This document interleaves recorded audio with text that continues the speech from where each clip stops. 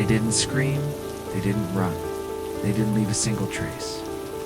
One moment they were standing right here, and the next. The forest erased them. These are real disappearances.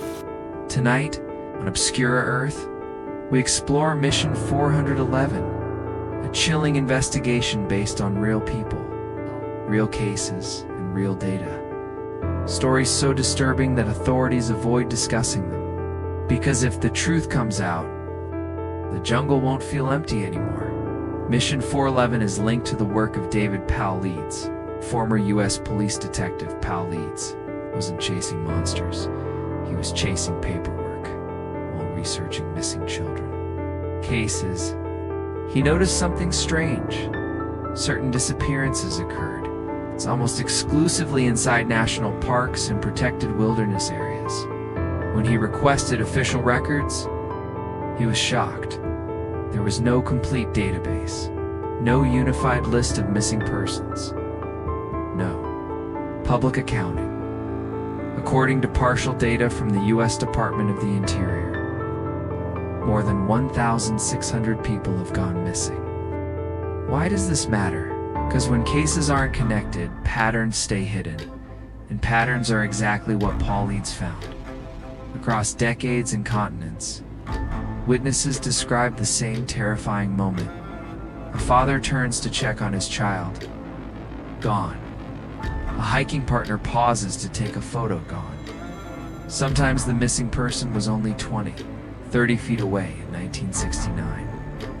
Dennis Martin, a 6-year-old boy, disappeared during a family camping trip in Great Smoky Mountains National Park, and 1,400 people joined the search.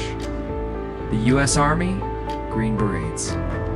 Tracking dogs, helicopters, nothing. No remains. No evidence. The official explanation. Lost. But how does a child vanish in daylight, surrounded by adults, without a single sound? In Mission 411 cases, something impossible happens. The dogs stop suddenly. They whimper, shake, and refuse to move forward. Veteran handlers describe it as fear, not confusion. In multiple documented cases, scent trails end abruptly, not fading. Naturally, but stopping as if the person was lifted straight up.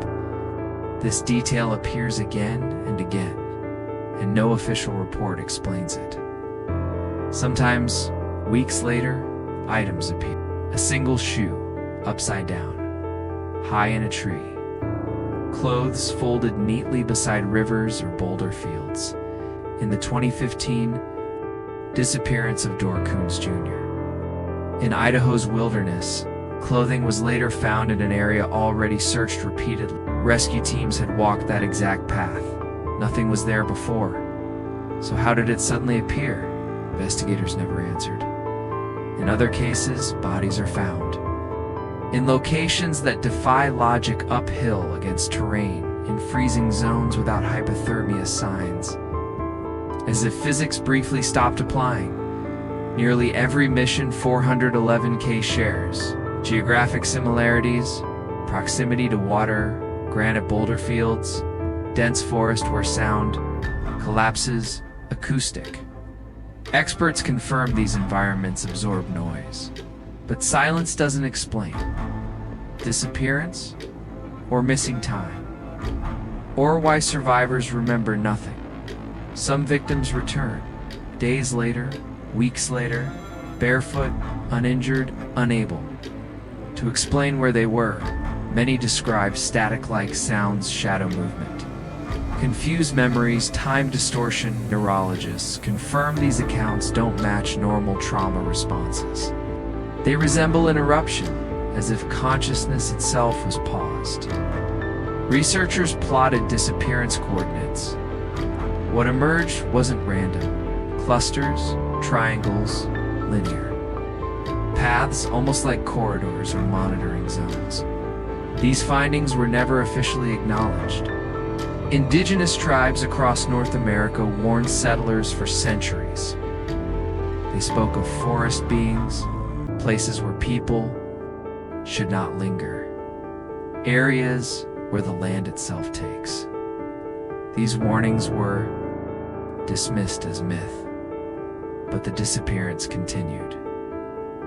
Theories include interdimensional rifts, unknown apex predators. That's what makes Mission 411 so terrifying. When rain falls, when sound dies, when shadows stretch too long, remember this. The jungle isn't empty, it's watching, mapping, waiting on Obscura Earth. The truth doesn't hide in the dark, it is the dark.